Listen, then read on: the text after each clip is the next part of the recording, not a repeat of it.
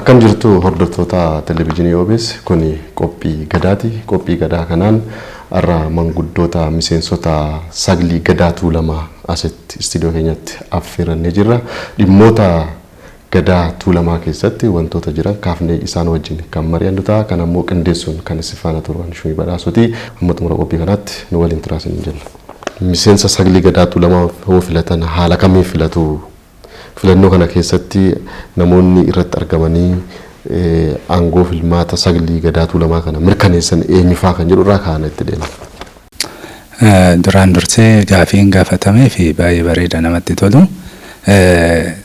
Saglii itti dhufuun duratti gadaan jechuun geexxiidha. Geexxii 40 abbaa keenyaatitu nu ga'e marsaan nu ga'eeti odaa godaanne. Erga odaa godaanne booda seerri ba'ee seera sani ugaa tokkoof erga turree uummata keessatti deddeebine booda ugaatti immoo caffee godaanneeti. Caffee hoo godaannu kana caffee godaansa kanarratti tuulamni 3 ol ga'eeti. Odaas hoo godaannu tuulama 3 ol ga'a. Tuulamni 3 kun ol ga'ee caffee irratti ansaglee muudamne caffee irratti muudamnu andoodee tumaa kanarratti ulfaan baay'eeti. Ulfaa 32 jalaa baane ulfaa kanaa olitti abbootii seeraatitu jira. Hangadaa kana seera nu baasanii seerri baay'ee kun immoo hayyootuma Tuulamaatiin seerri baay'ee kun seerri mirkanaa kun abbaa shananiitii fi abbaa jaangalaan abbaa shanan jiddaatii fi abbaa shanan jareen kanaan ulfaa 30 jalaa teessoo tuulamni qabu saglinaan uumamu tuulama 3 irra namoota 3 bakka bu'aa. Yoo bakka bu'nu kanatti rakkoo hedduu keessa as ga'uudha rakkoo hedduun nu mudate. Maal isatti deebina dura maal olii galii kaafna mee seeronni muudama kana nama tokko dabarsita. Seeronni yookiin keeyyoonni gadaa keessatti jiru heeronni gadaa keessatti jiru akka muudamni saglimsota gadaa kana mirkaneessan maal fa'a jira kan jedhu kaafna asuma waan ta'eef abbaan jaanii siida irratti hootumu nama kana ija tokko ilaaltanii nama as keessa jiru kana miseensa illee haa qabaatu haa dhabu rakkoon oggaa irra ga'e ija tokkoonii afaan tokkoonii waan jiruun araarsitanii oggaa 8 gadaa dabrerraa fudhattan kana seeran odun dabsin odu achin oofin jedhee arate waadaatuma waadaa maaliidhaan tuma siidaa koreettuma siidaa san gubbaarratti tumu alangeedhaan bulchitu oggaa 5 kana oggaa 8 kana keessatti eeruu malee waa tokko malee biyya tana bulchitanii gadaa dabre caalsistanii gadaa isinii dhufu akka kennitanii hanjedhanii waadaa galchanii sagliin kunis achuma taa'ee arate waadaa kana galee abbaa muudaa hanjedhamu achuma keessaa ba'anii abbaa muudaa kuni nama muudame saglii muudame kana gubbaarratti maaliidhaan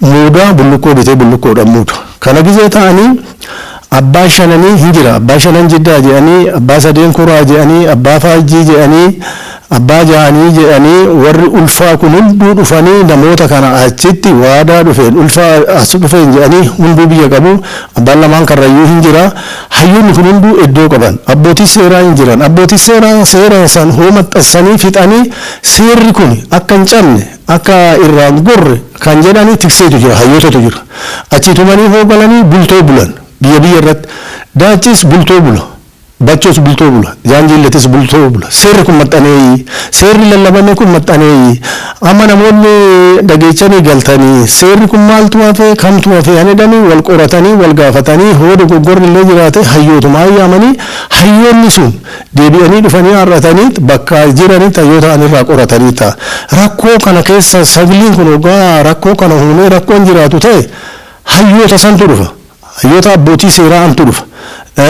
Abbaa shananiititu dhufa. Abbaa faajjiititu dhufa. Abbaa jaaniititu dhufa. Amma saglii kana filachuudhaaf egaa tuulamni ilmaa 3 qaba. Mataan tuulamaa 3 jiru. Saglii isaan keessaa filatu. Isaan jalatti immoo bacha jaan jiilleeti daachis 3 qaba. Isaan immoo gosoota isaanii 3 san keessaa akkamitti miseensota sagleen kana hirmaachisuu danda'u? Haala saniin immoo hirmaachisamee beekaa seenaa gadaa Oromoo keessa as dhuftee jechuun as laallu. Odaan hunduu tokkoon keenya waliin beeknu bakka dhufne yaa'i miseensi keenya hoo dhufu achitti nu eeruu nu kenne. Jaan jiilletii daacii bachoo walnoo keenyarraa damee keenyarraa nu eeran jechaadha. Hoo nu eeran nama sadii eeranii sanii walitti dhufne. Akkasitti wal barreechaa sirna gadaatti walitti dhufee wal nu barsiise. Sirni gadaa kun dhugaadha. Geettidha.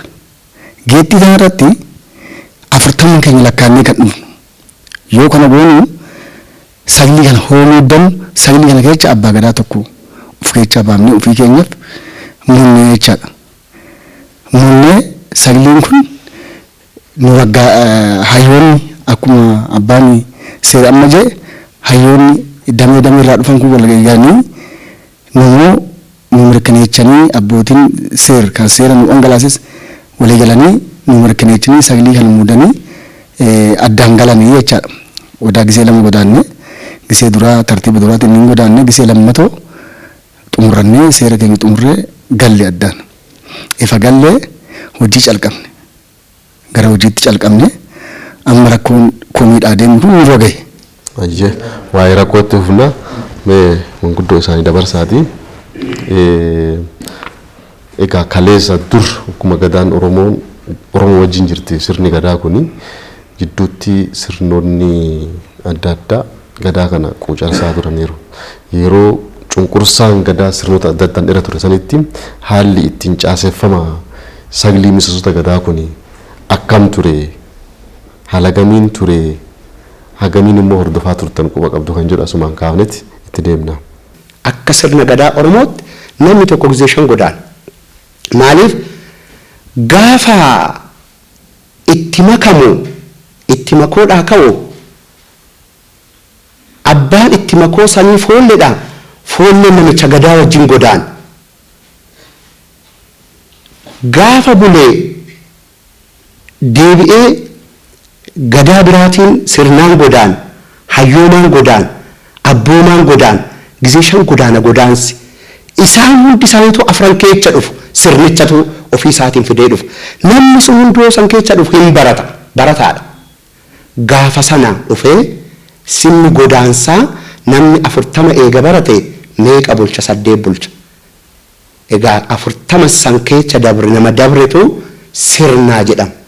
Namni isa keessa hin dabarre sirnaayyuu hin beeku, ofiiyyuu hin beeku, biyyaayyuu maatti adittiyuu maatti beeka. Bakkasitti inni guddaansaa wanni arguu qabnu wanni dhalli Oromootillee arguu qabu akkasi. Amma nuu maquma gadaatiin gadaa jedhamee namni gadaatti dhufaa gaafa gadaan ga'e marateetumatti siqa malee sirni gadaa bakkasii adeemsisaa saatamaa dhufaa jira. Har'arra yoo ijjannee ilaallu gadaan beelbaa yoo ogguma lafaa ka'u gaduma roobaleetti kutaa dhufe sirna kana hiikee waliin dhufe yoo jenneen dhufne godaansi isaa citaadha. Deebi'ee mirmajii bira ga'e mirmajii birattis citaadha. Garuu gaafa beelbaan godaanu hiikti inni lafaa itti dhufe karaa inni lafaa itti dhufe karaa wal xaxaa ta'een dhufaa ture. Maaliif dhimmi tun aangoo ta'uu roobalee irraa argamte aangoo nuti silaa aadaadhaan dhiigummaan sun dhalootaaf lafa bu'ee taa'uu qaba. Dhaloota harkatti hafuu qaba. Kaleechas dhaloota harkatti baatee asiin ga'e warri har'a jiru kunis dhalootatti baatee ceesisuu qaba ture.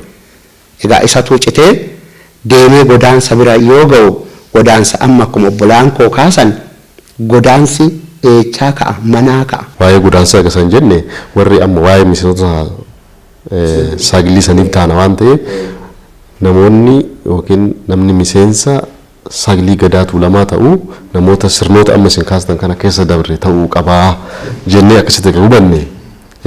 Yeroo amma bulchiinsa miseensa gadaa meelbaa kanarratti warri amma jiru kuni haala sanii filamee sirna san guutanii kan jedhu gaafis hin dhiyeessina. Nama miliyoona 10 oliiti hanga dhaloota har'aatti gatii beelbaatti sabni godaane hin jiru. Uummanni sagliin kun isa keechaa ba'e. Yoo ba'u garuu uummanni sun of keechaa yoo baasu daachis bachus jiillis of keechaa yoo baasu namni kun sirna sana naa beeka. Sirna tana kaleecha keecha dhufe. Keecha waan dhufeef hin danda'a. Na baachullee sirnallee baachuu hin danda'a jedhee of keechaa baase. Ofumarraa yoon kaase nama jahan galaanirraa egaa jahan galaanoo fudhanne ulfaan lama gurguddoo dhala ilmaan Oromootu keessa jira. Ulfaan tuulamaa maqaa tuulame mataansaa bakkuma nan ka'isan jira. Ulfaan jahan galaan jahanu kan gadaa shaniitu bakkuma nan ka'isan jira. Yoo ummata san keechaa bahu tartaa kana keecha bahe itti makummaa hamba raabaa doorummaatti hamma lubummaatti dandahee dhufuu koo ummanni sun argeeti bulchuu danda'a baachuu danda'a gadaa kana ceesisuu hin danda'a jedhamee as dhufe. Yoo dhufu garuu nama lamaaf sadii miti. Ummata miliyoona 10 san keecha dhufe bahee isa keecha ijjadhis bahee isa keecha ijjadhi maaliif ummanni sun hayyoonni sun yoo ba'anii muudan gadaa muuda aadaa muuda duudhaa muuda yoo jedhan ummata san keechaa baha malee mana taa'ee miti ammuudam jiraa jedhamee eeyyee jira jirtaa eeyyee bahee jirtaa jedhamee baheeti alatti bahee ummata fuulduratti bahee ummata fuulduraay kan muudamee qumbii afaan kaawwatee eebbifamee eega qumbii afaan kaawwatee eebbifameen booda siidaan abbaan shaniitiif abbaan jahanii itti hirkatu. Eega isaan hirkataniin booddee waa hundinuu ragga'eera. Wanti ol bahu gadi bahu hin jiru. Maaliif gaafa itti kennamu waggaa 8 bulchaa jedhamee itti kenname. Gadaa sana cabsinaan isatu sanyiin cabu dhalaan cabu. Kanaaf bakka itti kenname ummata san keessatti sagalee kanatti. Ayyee haa ta'u isaanitti kennaati. Mee tarii miseensota kana filachuudhaaf ga'umsi fi wanni madaalan jira nama tokko sagalee kana miseensa kanatti as fidachuudhaaf ga'umsi yookiin dandeettiin isaa wanni ilaalanii itti filatan jira maaltu jira. Madaalliin abbaa gadaa tokko waan inni keessa dabarsiisan ulaagaan inni keessa dabree bakka san ga'een isa madaalamu malee filannoo qubaatis miti. Namni tokkos kan waraqaa shoomamus miti sirni gadaa aadaa qaba safuu qaba qubaanis miti sirnaa fi gocha inni gadaa keessatti raawwachaa ture santu gadaa qajeelchaa dhufe santu isa filachiisa jechuudha. Haala amma kalee gadaan qabdu heeraa fi seera kalee gadaan tumeen miseensa sagalee gadaa tuulamaa kun haala sanii filamee hojiirra oolaa jiraayi. Rakkoon guddatee nutti as gad bahe gadaa roobalee keessatti. Gadaan roobalee sirnaan aangoo kana hin dabarsine. Marmajiin fuudhee marmajiinis akkasumatti. Gadaan meelbaan kun immoo sanirraa barateeti rakkoo jiru fureeti. Gadaan michillee yookaan muudanaafirree bakka godheef aduma nuti muudamnu. Maaliif rakkoon nuti agarre san akka nuti nagarre. Malkaaf tulluurree achumatti itti kenne. Gahee kenneef. Kun rakkoo duwwaa jiru hin mul'isa. Akka cafee odaa nabeetitti gadaan tuulama marsaan isaatirree 272 jira. Akka odaa nabeetitti. Garuu inni sun maaltu addaan kute maaltu laaffisennaan haalli tuulamni irra jiru. Tuulamni garuu akka naagaluutti akka argaa jirrutti ulfaa ofii safuu ofii sirna ofii oolma isaatitti araddaa isaatitti qabateetu rakkoo kana baatee dandabatee as ga'e. Tuulamni bachoo ani amma ufan ibsaa tuulamni bachoo oo ofee asitti odaa nabeetti hooma kam muraasa taaneeti. Gosa jaatu jira. Gosti jaan bahee odunaan jette hin baane. Kana hannageenyi sirna kana keessatti guddachuu keenyatu tuulamni bachoo asii gahee qaba gamma qaba kana hordofneet ulfaa baanneet ulfaan kaanii mana keenyarraa kaanii godaansi mana akkuma ka'u ofa xaarreeti waa hunda guuttannee odaa nabeetti dhufne odaa nabeetti dhufnu bakka arganneeti. Akka duratti gaafina gaafatte sagleen kun tartiiba isaa dheegee heeraaf seera isaa dheegee ta'uu jette heeraaf seera isaa hin eegne kijibuun isumaan godhu. Tuulamni bachoo sila saqalaa 3 argata teessoo 3 argata teessoo 3 argate hin arganne teessoo tokko hin jira. Kun maaltu fide dhiibbaadha. Dhiibbaan kun jechaa nutti gadaa marmajiitirraa nutti dhufe bakka nuun kennine malkaarratti nun hirmaachiste godaansarratti nun hirmaachiste godaansuma kanaayyuu yoo godaannu hoggoramneeti.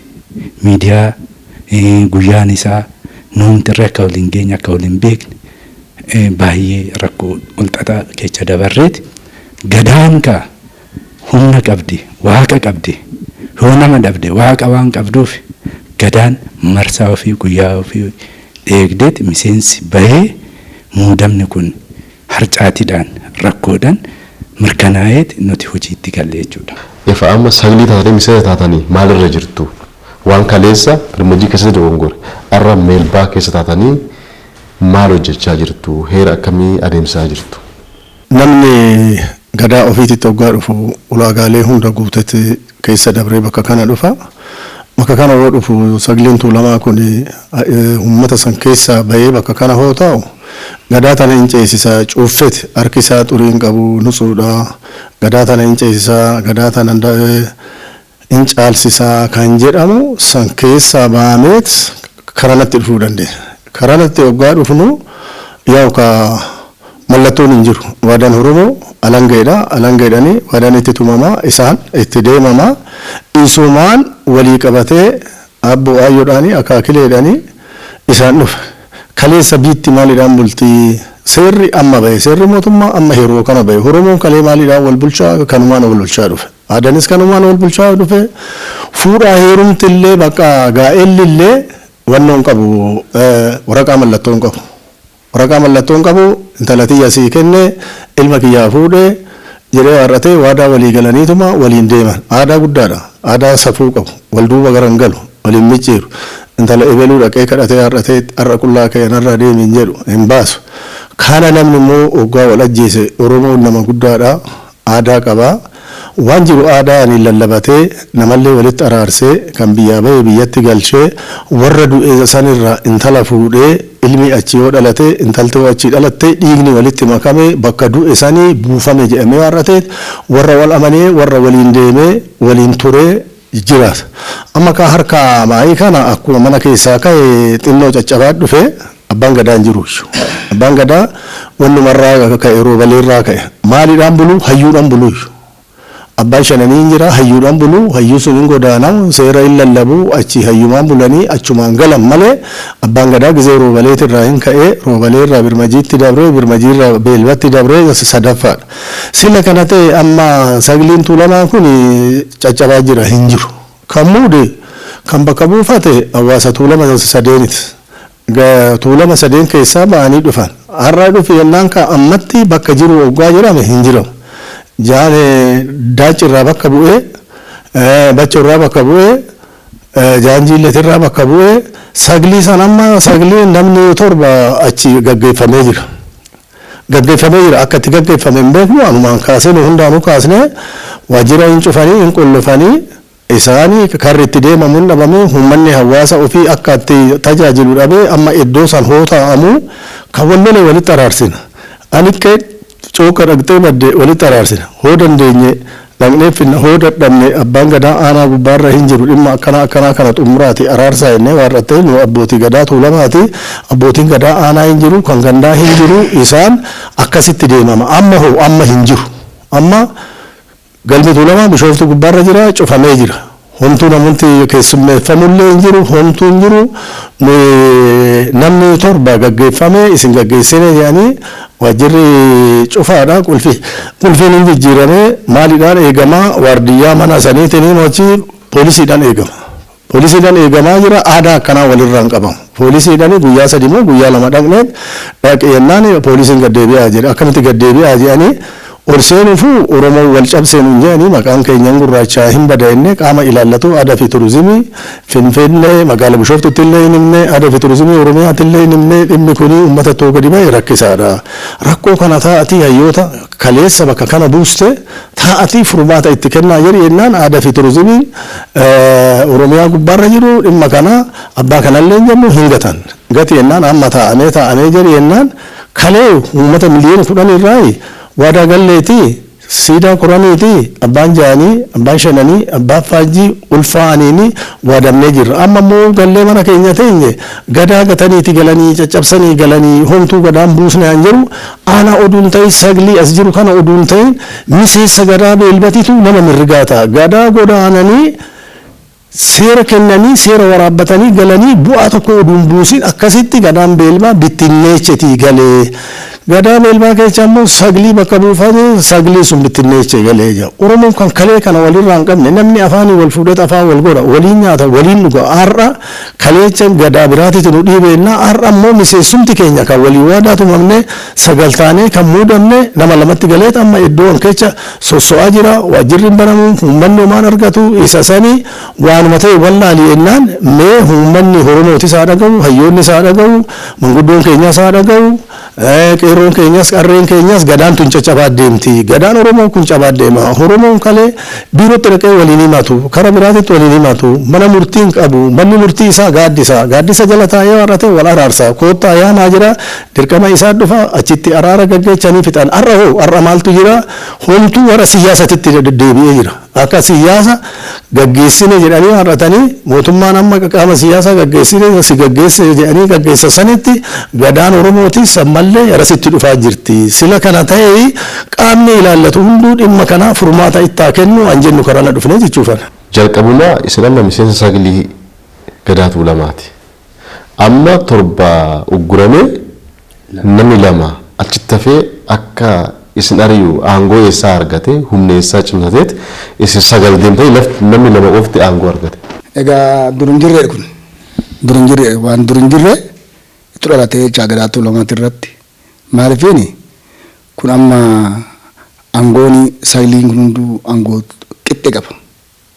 Ma addaan garaagarummaan qabu hannu caalaa qabu ummata aangoo nu ummata jala jirra ummanni nu mudee jira ummanni daraantu kenne sagalee tokkoon ummata na bulchuu qabna malee wal harcaafnee natu eebelu caala jedhee tokko buusuun kun seera maleedha aada maleedha seera cabsuudha gadaa handhuura sii micciiruudha akka sirna gadaa'itti gadaa miidhuudha malee nu miidhuu miti kuni sirna gadaa boru duudhaan dabru kan micciiruudha jechaadha maaliifin har'a gadaa beelbaati irratti jammaruun kun gadaa moodanaa nu eechan gaafa hin jennu nu mararee amma nusuma akkuma obboleechan koo amma jedhe maal jenneen gallaa gadaa kan maal jennee gadaa dhuftu dabarsina jennee akka uummanni nu dhagahuuf deemaa jirra maaliifin namni lama aangoo hin qabu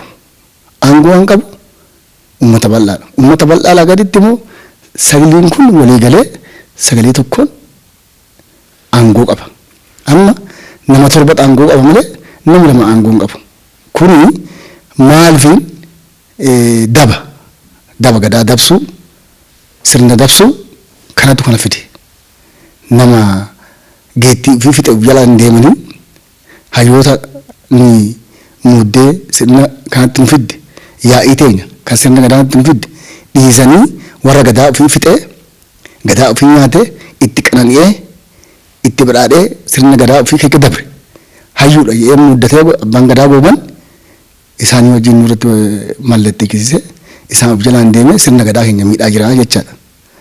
Kana dhuguma dubbachuudhaaf kan sirna kana hordofee sirna kana itti cabbaa'e hayyoonni gadaa beelbaa jiru abbootii seera kan seera nu dhangalaasanii seera nu akka abbaa seera taane kan nu godhan jiru namoonni kun beekan gaafa isaan nu waammannee mee nu ilaalaa nu jennu hin dheecha dhugaa waaqa sittima gaafa kaani gaafa isaan dadhabanii hafan eenyu waama kinoo ka inni gadaarraa gadaa dabarteerraa walitti qabatee hayyoota jedhu san yaammatee bakka barbaadetti waraqaa faasaatii barreechee kottanaa mallatteecha jarroota kana inni arginaa jee isaanii walii galee waartee sirna gadaa kana cabsaa jira jechuudha. Namoonni inni amma sirna gadaa warra sirna gadaa dabarsee sirna ofii dabarsee har'a sirna gadaa beelbaa keessa dhufee waartee nurratti farramu kun kaadireedha jechuudha. Maaliifin sirna gadaatii miti gaa. Sirna gadaa kan nu wude hayyoonni keenya jira. Yaa'in ta'in jirti. Yaa'in nu wude jirti. Abbootiin seera jiru. Abbaan jaangalaan abbaan shanan jiddaa jaanjiillee keessa bachuu keessa hayyootiin jiru. hayyuun nu muudinu bokkuu jalaa baane bokkuu sun seera qaba isa tubbaa seera nu godhe har'a seera keenya nurraa fuudhee namni lama bichaan sirna gadaa beelbaa'ee cabsee sirna kana cabsee arte maal godhuuf barbaada muudana wal faana balleechuudhaaf akka bayyanaa sirna gadaa beelbaa balleechee halangeen kennu jedhee itti fayyee makaraa nu agarsiisee lola meeqa irraa fuunisan kunis amma sirna kana amma caccabsuudhaaf adda sirna gadaa tan ijaaree olii gad deemaa jira asii saglii diigee jira maal barbaadetti amma gaa odaa amata sanee dhuftuutti odaa hin godaan muudan amma jalaan gaatee gaa cabarbaruudhaaf balleechuudhaaf akka bayyanaan balleessisetti balleechuudhaaf qophiitti qophaa'aa jira jechuudha kun qophiidha amma asiin muudamarra isin buufne jechuunsa qophii sirna gadaa balleechuudhaaf itti qophaa'aa jiru kuni nuuf bala asii gara soddoo deemee arte bakka sirna gadaa itti raafte sirna gadaa na ijaara abbootii gadaa ijaara ijaarte gadaa dabarte gadaa keechaa ba'uudha deemaa jiru kanarratti abbaa gadaa muudaa jira abbaan gadaa tokko amata 8 fixee ba'amu ture amma ree namni sun namni inni engadda soddoo irratti dhaqee muudu namni noonu muudee nu shaaree arte bakka keenya buusu kun amata 8 fixu malee dandee bu'a seerri jaa kun namni tokko yoo muudamu amata 8 fixeeti kan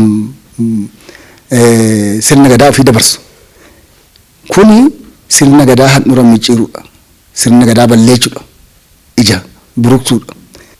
Baalliin Boorana jirti toolan alangeedha kan dabarsu gaafa alangeen haa dabartu jedhu bayyanaan hin kennu du'een argameedha kana umman Oromoo guutuun hin dhagaa hin beeka waan ta'eef kanaaf gadaan alangeen tun yoo bulte gaariin taatu sirrii nuti waan taateef akkam bullee jedhama. Kanaafuu an alangeeti yasisaa ittiin kennuu jedhe bayyanaan hundeetti kenneennaan hin kennuu jedhe eenyutti kennitaa innaan jarri baanii haa filatanii egaa dhimma kana keessa maaltu jira doddobbee hojii biraattu jira hojii sirna biraa egaa waan goonu dhabnee rakkannaani nuti saglii wal geenyee jaran ergamatu keessa jira gochatu keessa jira aadittiin tun akka hin cabne tararraanee nuti sagliitu goobana of keechaa fuudhee abbaa gadaa godhe nu kan beeknu namni abbaa gadaa ta'e ummata Oromootiin muudame sirna keessa gale angoo hoggaa 8 dirqama darbuun yoo maalbaata innimtillee oduu angoo san hin gahin kan du'e ta'e innimtuu yoo du'e oduu saaxiniin seeniin malee yoo saaxinii hin seeniin seen ittiin hirkistu eega inni han du'ee saaxiniin seenne ta'e nama fuutee itti hirkista bakka saasanitti kan hirkifatu sagliidha.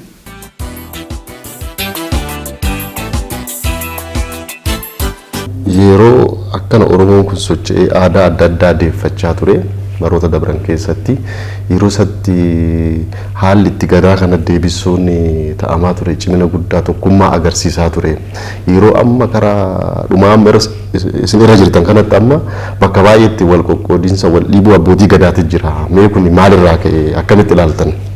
Gaafa gadaan akkana leellifamtu gaafa gadaan akkana jaalatamtu harkatu itti baay'ata. Harkatti itti baay'ata jechuun namatu itti baay'ata nama gadaa jaalatutu baay'ata anaaf kan jedhantu jira anaaf anatu sirna kana raawwachiisa anatu sirna kana hojjeta kan jedhantu jira gadaan immoo yoo gadaa keessa hulluuqxee dabballi irraa kaaftee warrattee haga dooroma keetitti sirna gadaa keessan hulluuqin hin dandeessu waa'ee gadaa kana hin dandeessu walakkatti kufta jechuudha walakkatti kufta sirna gadaa kan fiixan hin baaftu jechaadha sirna gadaa kana fiixan hin baaftu yeroo kana keessatti immoo amma akkuma agartu Oromoota maratu jaalala gadaatirraa kan ka'e anatu baa gadaatu fiin jedhaa jira kan sirna hin qabnes kan sirna qabus kan gadaa beekus kan gadaan beeynes akkanumatti keessa seenee daakaa jira jechuudha keessa akkasumatti immoo qabatee daakanii jira moo gadaan tolen jedhuuf hariiroo hin kennatuuf tolen jedhuuf gadaan sissee yoo walakkaan ga'e ofumaaf dhaabata gadaan immoo naman darbitu immoo gadaan immoo baattuudha gadaan immoo jaalattuudha ka jennu abbumatti dadhabee biraa deema abbumatti itti qaana'ee biraa maqa malee gadaan naman darbitu kanaafuu yeroo ammaa kanatti namni sirna hin qabnallee nama tuulama keessattis haa ta'u ardoolee jalaa saglan irrattu haala akkanaatitu jira namni baa gadaan ta'in namni sagliin ta'in namni damee odaa saasan hin ta'in namni damee araddaa saasan hin ta'initti abbaa gadaatu fiin yaa'aa jira. Namoonni araddaa ta'elleen immoo namoonni araddaa ta'elleen amma fakkeenyaaf nu hoggattoo furatte tuulamni sadeen gaafa odaa nabee godaanu paartii kee achitti godaanuu beeyta malee keessa kee hin beeytu. Keessa kee namni kun sirna gadaa keessa hulluuqee dhufamoo sirna gadaa keessa hin hulluqne kan jedhu waliin beeytu. Akkamitti beeytamoo kanammoo yoo keessa seenti agarta akkanatti bakka gadaan itti laafte bakka gadaan itti riphxe bakka gadaan itti jabaatte yoo saglii taatee muudamtee dhufte sirritti keessa isaa beekta. Gaafa moo sirritti keessa isaa beekte kan yoo gadaa keessa hulluuqxeen ufin yoo duudhaa fi safuu gadaan beekin yoo sossa gadaan qabdu san hin beekin gadaan sitti taphatti gadaan sitti taphata. Siyaasni illee akkasuma gadarraa waan bocameef siyaasa yoo beekte ittiin taphatta yoo wallaalte sitti taphata gadaan illee akkas jechuudha. Yoo beekte gadaa itti gabbattaa ittiin boontaa uummata kee ittiin boonsitaa yoo wallaalte hoo sitti taphatti gadaan sitti taphatti jechaadha. Gadaa keessa lootee waan dhufin caqafattee taatetti gadaa bitaa mirga duudhaa fi safuu eeguu wallaaltetti sitti taphatti jechaadha gadaan akkas jechaadha. Yeroo baay'ee iddoon halangeetti wal jijjiiran dhaka koraa kan tuulama siidatti achitti akka odeeffannoo qabnutti immoo harkaa qabnutti magaalaa Bishooftuu keessatti xiqqoo atakaroo adda addaatti ture. Haalli kun mee sirriidha gadaa keessatti rakkoo kun immoo akkamitti sirreessitu gara fuulduraatti? Dhugaadha gaafan halangee fuudhu kanallee akkaataan gara sirna gadaa ofillee nani gadaatii 40 baakiyyaatiitu kan na fide gaafan dhufu gaafa halangeen natti kennaaftu imaana ummanni natti kenne kana sirna gadaa kana nan baadhamoo jalattan kufa jedheen jalatti daaqaa ture jalatti gatantaraa ture. Waaqayyoon galannaa ga'u amma hoggaa afuraffaa kiyya fixee jira. Waan baay'ee natti fakkaata akka kiyyatti akka uummanni Oromoo beekutti waan baay'ee natti fakkaata. Kara tokko siyaasa wajjin hojjetu gara tokko gadaa hojjetu gadaa yoo hojjette hawaasa kee wajjin hojjette siyaasa hoggattoo hojjette siyaasa keessatti gidiraa baay'eetu jira. San hunda tarkaanfattee warrattee as ga'uun kun Waaqayyoo kiyyaa waaqa uumamaa waaqa warra keenyati waaqa warra bobbaa gadaati. Galata guddaan galcha'ani kana keessa hulluuqee as ga'uu kan koo akka adeemsa sirna gadaa tuulamaatitti hoggaa tokko of dura hambiseeti tuulamni sadeen hin godaana eessatti godaana odaa nabeetitti godaana tuulamni sadeenu odaa nabeetitti araddaa isaati irratti wal ga'e amma araddaan jiillee kan jiilletti wal ga'u gafarsa kormaatitti wal ga'ee qalee irra bulee waarrateeti. Gara odaa nabee imala jechuudha. Bacho immoo araddaan isaanii marabballoodha. Kan daacii immoo qarree golbeeti achitti ol ga'ee waarratee qalatee falatee waarratee miseensa isaa sadiin kanaan miseensa isaa araddaa sadiin kan jiru gara odaa nabee imala. Gara odaa nabee hoggattoo imalee achittis qalee bilatee dhiichisee wixinee isaa sirritti kaawatee waarratee guyyaa 3 4 5 7 ta'an duraan amma haala yeroo tutuus jarjarsa malee 7 ta'ee wixinee isaa qabatee waarratee gara dongoraa baamuudaa gara caffee dongoraatitti imala gara caffee achi hoggattoo imalee jedha achiin bulu seera wixinee kan harkatti qabate san kan odaa nabeetitti harkatti qabate kan wixineeffate san achiin bulu achitti mataarraa dhangalaasee waarrateeti gara caffeetumaatitti imala wixineen suni tuulama sadiin keessoo paartii sadiinuu kan walitti fide wixineeffame wixinee jechuun wannuma amma birmajiin hojjetaa ture kan ummata miidhamoo ummata fayyadamoo wanna birmajiin ittiin hojjetaa ture kana waan itti dabalamutu jiramoo waan irraa hir'atutu jiramoo yoo irraa hir'ifna jennu yoo itti daballa jennu bu'uura isaa gadi lakkisu jechaadha. Bu'uura isaa gadi lakkisu akkaatuma bu'uura isaa qabate saniin waan irratti hojjetame laalee hayyuudhaan immoo caffeetumaatitti wixineen kun dhangalaafamee wixineen kun miseensa sadiinuu harka galee gara araddaa isaatitti deebi'a jechuudha. Gara araddaa isaatitti aanam gaafa achiikoo achitti saglee keenyallee wixineeffannee saglii keenya kan tuulamaa achitti wixinaayee sagliin tuulamaa abbaa gadaa kan ta'u garuu hin beekamu. Garuu achi keessatti gaafa sagliin wixineeffamu anatu abbaa gadaatiin baay'ee wal dhiibbatu ture. Paartiin yookaan miseensi aangoorraa fudhannulleen haala mijeessuu dhabutu ture silaa haala mijeessaaf adeemsa gadaa silaa tartiiba gadaa sirriitti qabsiifa kanarraa kan ka'e miseensa meelbaatirralleen rakkoon balaan adda addaa ga'ee jira balaan makiinatillee ga'ee jira karaan sun yoo xaqqaamuru lubbuun namaatillee baatee jirti. Haalli ittiin sagliin gadaa tuulamaa kun filamee caaseffamu haala kamiini eenyutu immoo aangoo kanaan gurmeessee uummata keechaa yookiin miseensa keechaa as baasuu danda'a? Ijaaramsi saglii gadaa tuulamaa dukkana keessa ture. Dukkana hamaa keessa ture. Dukkana hamaa keessa ture jechuun keessumattuu nama duudhaa fi safuu gadaan beeknetu saglii gadaa tuulamaa keessa dhufe. Nama waa'ee gadaa beeknetu saglii gadaa tuulamaa keessa dhufe. Nama ummata Oromoo hin dandeenyetu saglii gadaa tuulamaa. Nama sabaaf sablammii hin dandeenyetu saglii gadaa tuulamaa keessa dhufe. Gadaan immoo yeroo ofii teeggatti. Bu'uura isaa teeggata. Hoggaa afran dabarsine kana keessatti amma saglii gadaa tuulamaa wajjin atakaroo hedduutu ture. Wal danda'uu wal baachuu hedduutu ture. Kana keessa dabartee xatiin yeroo kan kee eeggatta jechuudha. Hoggaa afur keessatti ciminaa fi hanqina gadaan qabdu hayyutu laala. Kan gadaa meelbaa amma laalamee jira. Baatii tokkoo fi walakkaa waajjira gadaa tuulamaatitti taa'amee laalamee jira. Hayyuu miseensa shananiitiin. Oduu isaan biratti dubbadhee oduu isaan dubbiftee gaarii ture. Maaltu ta'aa ture as keessatti gadaa tuulamaa tana keessatti ijaaramsa gadaa tuulamaa tana keessatti maaltu ta'aa ture gadatti irkatanii gadaa maddagalii godhatutu ture. Maddagalii safuu cabsutu ture. Bakka gadaan hin oolle oolutu argame. Waan gadaan hin hojjenne hojjetutu argame. Saglii gadaa tuulamaa kan hoggaa afran dabra keessatti wanna kana wal qorree wal deebisuu fi carraaqqee hedduutu ture. Oduu hoggaa afran ga'e nama tokko rakkina hamaa waan uumeef saglii gadaa tuulamaatirraa itti hirkifnee jirra. Oduu hoggaa afran ga'e hoggaa lammaffaatitti gonkumaa hojii nu dhoowwee gonkumaa garam akka deemnu garam akka mataa miila nu wallaalchisee itti hirkifnee jirra. Nama jiilli keessaa muudamee dhufe abbaa gadaa dagaagaa kan jedhan itti hirkifamee jira jechuudha. Maaliif laalamee itti hirkifamee jira. Amma qora hoggaa afurii kan abbaa gadaa dabalatee saglii gadaa tuul abbaa caffee dabalatee abbaa seer dabalatee abbaa maatii dabalatee abbaa sa'aa dabalatee takka takkaan hayyuun kallattii kaayee jira. Anallee waan natti himameetu jira. Gadaa keessatti wannatti himameetu jira.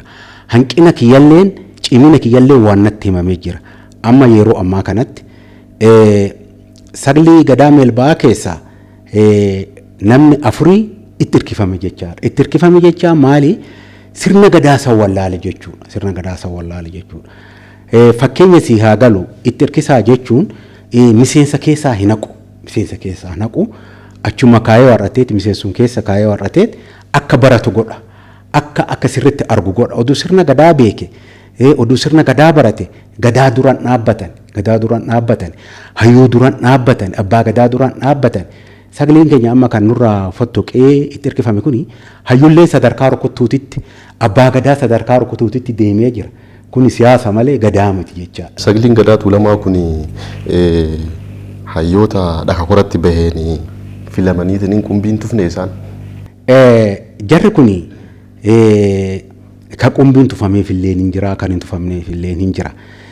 Nama miidhaan irra gahe tokkotu jira achi keessaa. Namni kun oduu xaqqaamuruu deemu saglee gadaa tuulamaa keessaa kan du'etu jira. Gadaan kanuma qabdi yoo atin gara sofuu taatu ofirraa si dhiibdi gadaan. Gadaan ofumaan si dhiibdi. Saniin ala immoo kan qumbiin afaanitti tufames ni jira. Yoo gocha kana yoo immoo gocha qormaataa kana keessa seenu dursa eentu qumbii afaanii fuudha. Abbaa qumbii dhadhamsiise abbaa qumbii qammasiise san abbaa mudate qumbii afaanii fuudha jechuudha. Amma gaafa saglii tokko keessaa baafnu kana abbaa mudaa qumbii afaanii fuudhee kan inni keessa jiru.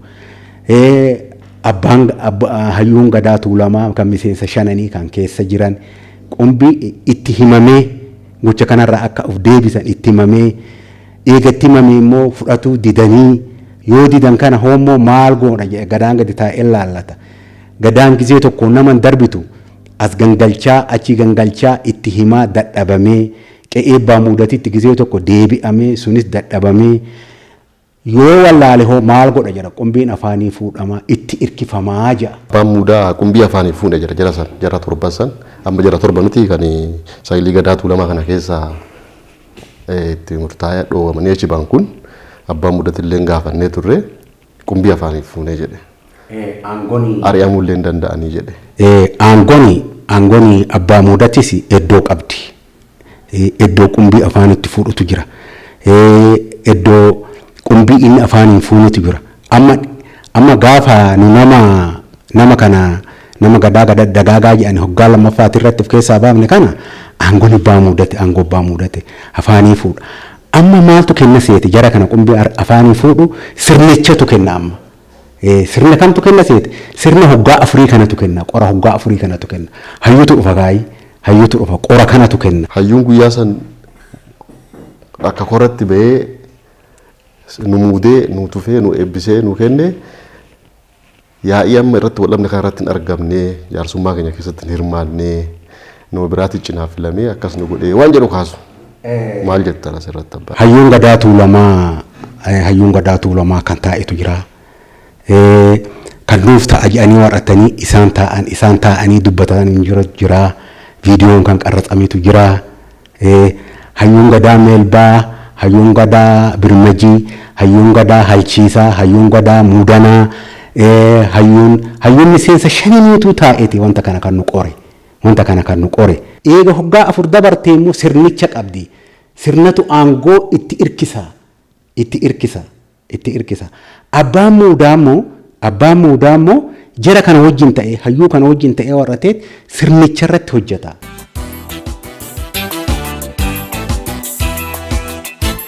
Siidatti hirkatanii aangoo kana lallabanii walirraa fudhatan qumbiin kennameef tuftoo qumbii nyaatanii waadaa galanii fudhatan.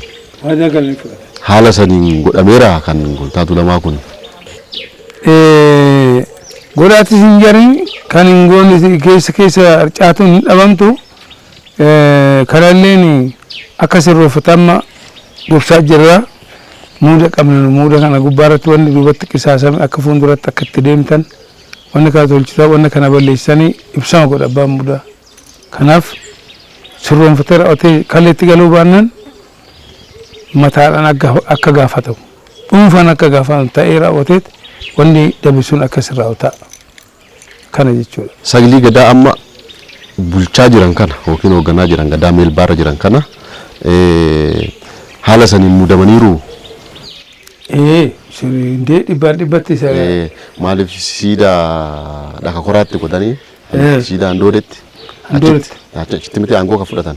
Laal amma malkaatti qumbii fudhatan jette suni sirrii miti malkaatti qumbii fudhatan. Handoodee tumaatti wanni qumbii fudhataniif bakka isaan ujuba abbaati. Ujuba abbaa gubbaara abbatee namni waadaa fudhate tasa malee jigsuu hin danda'u. Waaquma abbaa isaatirraa ka'ee waaqni abbaa hundaatu isa sila gaafatuuf waan isaan cabsuudhaa duubatti hin deebi'u. Faaruu jechaadha. Kana bakkumti tumaan Gadaan Tuulamaa itti waadaa fudhatu akka koraa. Handoodee tumaati irratti jechuudha. Sun bakka safuuti, bakka hoodaati, bakka laguuti, bakka kabajamaadha, ujuba. Ujuba amma isa fedhan malee waan jireenyaa deemee amma ujuba jireenyaa, ujuba du'aa kuni kitaaba guddaadha gaafa biras jedhama. Amma Sagliin Gadaa Tuulamaa amma filamanii garee muraasni wayii siidatti hirkannee abbaa muudatiin hayyichi ba'ee qumbii san tufoonuu godhamee haala kanaan waadaa fudhanneerra. Amma immoo akka kalee gadaan qabduu miti waan ta'e irratti wallollee walitti mufannaa qabnaa kan jedha yaa'ii akkanaatti jira. Kana quba qabdu isin akka abbaa muudaa tokkotti. Quban qaba. Quban qaba. Goomii isaan wal gooma tassan illee namoota hayyoota gurguddoo wajjin hayyoota Tuulamaa wajjin namoota guguddaa biyya tana bulchuu wajjin mari'annee walitti araarsuudha asillee finne asillee dhufanii yeroodhaaf araaramneedhaan immoo of duuba deebi'an. Booda of duuba gaafa deebi'an biiroo cufanii biiroo ji'a 8 odun banii akkasumatti namni muraasni dhaqee baneetuma wanni akkanaa qisaasamni akkanaa hin ture. Odaana beetti gaafa godaanan nama hin filatamne nama miseensa keenya hin taane namni nu jalaa hanqatee jennaan ofitti daballee jedhanii kaasu. Eenyu abbaa gadaa gobannii fi abbaa gadaa lataan jechaadha. Eenyudha ofitti daballee jedhan abbaa gadaa duukamirraa kan odaana bee daadhiidha. Inni biraa immoo kan sadarkaa aanatitti jiru kunniin fiixee sagliidha. Biraanchii qabu adaarraayis qabu odaana bee duukamirraayis qabu jiddarraayis qabu Oromoo Tuulamaa bal'atee jiru kana keessa bakka bu'aa nama 9 miseensa of jalaa qabu jechaadha. Abbootiin gadaa kuni miseensa biratti siin hojjetu akka nu ka'etti jechaadha. Nu birattis abbaa gadaa 9 ta'aniitu hojjetu lamaan keessaa tokko haa filatanidha gaafiin ka'e. Isaan warri deebisan hin filannudha keessa seennee ilaaluu gatii hin dandeenyeef nu waan barbaachisu achitti isaan kunuunsuudha bishaan waan isaanii barbaachisu kaleessu malee sirna nuufis hin kennu. Akka aadaa turizimiititti hangaggeeffamuu qabu waan ta'eef sirnatu kennaaf isaaniif anaannoo kan nama wayitiif miti akka muudama siyaasaa miti waan keessa jiraniif gadaan kenniteef miseensa isaaniitiitu kenneef jecha isaaniitirraa malee ani qaamaan poolisiin anasii erga siin jiru poolisiin ana wajji kontaakti qabu siin jiru kantiibaa wajjiniinis wanni akkasii hin jiru. Rakkoon uumamu gini harkaan walitti fiigan poolisii qofa osoo hin ta'in Oromoo gatiin ta'eef anuu jidduun seena nageenya isaaniitiif jechaadha. Dubbatanii fixuun osoo danda'amu rakkoo irratti uumuun hin danda'amu. Olaantummaan seeraa hin kabajama kana siin jedheef kanaafidha. Anaaf si gidduus eenyuuf eenyu gidduus seeratu hojjeta. Sirni sirna. Olaantummaan seeraa immoo olaantummaa seeraati. Abbootiin gadaa keenya kana cabsanii harkaan walitti deemas waan jennu hin qabu. Sadarkaa sanis gahee jira. Ani amma kanan beeku. Sadarkaa sanitti gahee jira. Isaantu jedha malee ani poolisii achi dhaabbatee siin argine. Hin dhaqnees gaafa ani dhaqu poolisiin hin jiru. Jaarsummaa yoo xiqqaate manguddummaa yeroo 3-4 wajjiniin turee jira. Garuu gadaan namallee hin gorsiti. Nama balleesse gorsanii itti deebisuun yeroolleen kennaniif ilaaluun hin jira. Garuu saglii gadaa Tuulamaa keessaa 2 qofti hafee 7 qofti hoggaa dhiibamee itti hirkifamu. Hirkifannaan kunillee waan itti baay'ate fakkaatu. Du'aatti hirkisuu yoo wallaalilleen 1-2 hirkisuun hin danda'ama. Kana hundatti yoo akkatti haala kanaan hirkifannaan hojjetame tokko ishii hin baay'anne miseensa gunkumaa keechaa hin baafne kan jedhu fakkaatu. Akka siyaasatiitti fakkaatti. Akka siyaasatiitti hin fakkaata. Siyaasni sagaleedhanii motiire amma rakkinni tokko uumamee rakkinni san irratti mari'atanii mee sagaleedhaan hoo jedhanii yaada dharaatis haa ta'u yaada dhugaatis haa ta'u sagaleedhaan akka sirna siyaasaa keessa jirrutti hin fakkaatti. Akka sirna gadaatiitti fakkaatu. Akka sirna gadaatiitti fakkaatu. Sirni gadaa sagaleenii qumaanii caalmaanii muti. Sirni gadaa qubaanii wayin caalmaanii miti. Yaada qabatamaa yaada ummata Oromoo amansiisu. Yaada ragaa gahaa qabu. Yaada ragaa gahaa qabu. Yaada qabatamaa gocha qabatamaa namni tokkos yoo falme nama 100 haa ta'u nama 200 haa ta'u gocha santu mo'ata. Gocha dhugaa qabaatu yoo ta'e. Garuu akka siyaasatitti sagaleedhaan akka immoo sirna gadaatitti immoo dhugaadhaan. Jarri kun dhugaan mo'atame. Dhugaan kan itti hirkifame. Jarri kun waa'ee itti hirkifannaallee hin beeku. Waa'ee itti hirkifannaallee hin beeku. Amma duratti sitti mee jira. Teessoon gadaa dagaagaa jalatti gombifamee jira. Naamusa sirna gadaa gonkumaan beeku. Teessoon daadhii jalatti gombifamee jira. Dura waan kennamneefi teessoo jalatti gombifte miseensa keessa isin haqama. Gadaan tarkaanfii kana qabdi. Kana hoommoo eentu xiinxalee kana godha. Saglee gadaa Tuulamaatii muti kun kan kana godhu. Gadaan abbaa qabdi. warra darbii dabarsiin nutti kennitu jira gadaatan. Kalee sarreen warra darbii dabarsiin ilmatti dabarsee kenne warra gadaatana eegee asiin gahetu jira. Gadaan tuni kan miseensa shananiiti, kan uummata Oromooti, kan sabaa sablammiiti. Nuti bakka buune malee gadaan abbaa qabdi. Abbaa qabdi gadaan. Bakka buune nu. Yoo bakka buune immoo takkitti muudamne jennee akkuma feene goone abbaan tole siin jiru, gadaanis tole siin jettu ofirraa si dhiibdi. Abbaan gadaatis tole hin jiru. Kanaaf muudamee achi taa'e. Wanni jarri kun hin gorfamin hin jiru, wanni jarri kun hin qaaceffamin hin jiru fudhatu hin dandeenye.